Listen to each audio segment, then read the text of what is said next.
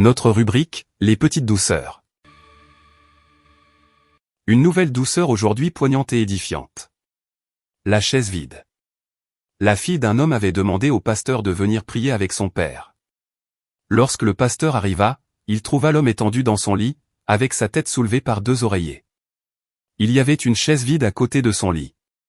Le pasteur, pensant que le vieil homme savait qu'il venait et attendait sa visite, lui dit « J'imagine que vous m'attendiez. » « Mais non, mais qui êtes-vous » dit le père. Le pasteur lui dit son nom, puis lui fit la remarque.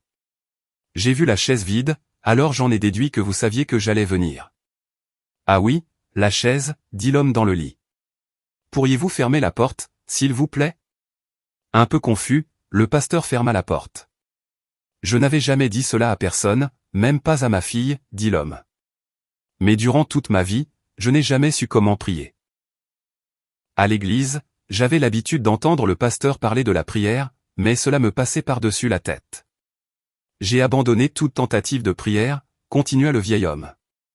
Jusqu'au jour où, il y a à peu près 4 ans, mon meilleur ami me dit, « Jean, la prière, c'est simplement avoir une conversation avec Jésus. Voici ce que je te suggère. Assieds-toi sur une chaise et mets une chaise vide en face de toi, et dans la foi, vois Jésus assis sur la chaise. » C'est peut-être bizarre ou étrange, mais n'a-t-il pas fait cette promesse en disant « Je serai toujours avec vous ». Puis parle-lui de la même manière que tu le fais avec moi maintenant. Alors j'ai essayé, et j'ai tellement aimé ça, que maintenant je le fais pendant des heures chaque jour. Je fais très attention par contre. Si ma fille me voyait parler à une chaise vide, soit elle ferait une dépression, soit elle m'enverrait en asile psychiatrique. Le pasteur fut profondément touché par l'histoire, et encouragea le vieil homme à continuer son voyage de cette façon. Alors il pria avec lui, et le quitta. 2 soirs plus tard, la fille du vieil homme appela le pasteur pour lui dire que son papa était mort cet après-midi-là. Elle se confia au pasteur. Mais il y a quelque chose d'étrange à sa mort. Apparemment, juste avant de mourir, papa s'est penché et a posé sa tête sur la chaise près de son lit. Que déduisez-vous de cela?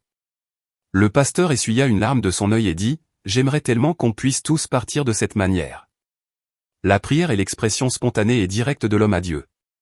Luc, dans son évangile, nous dit que Jésus lui-même priait constamment et qu'il enseignait à ses disciples comment il faut prier. Enfin, nous lisons dans l'épître aux Philippiens, « Alors ne vous inquiétez de rien, mais en toute chose faites connaître vos besoins à Dieu par des prières.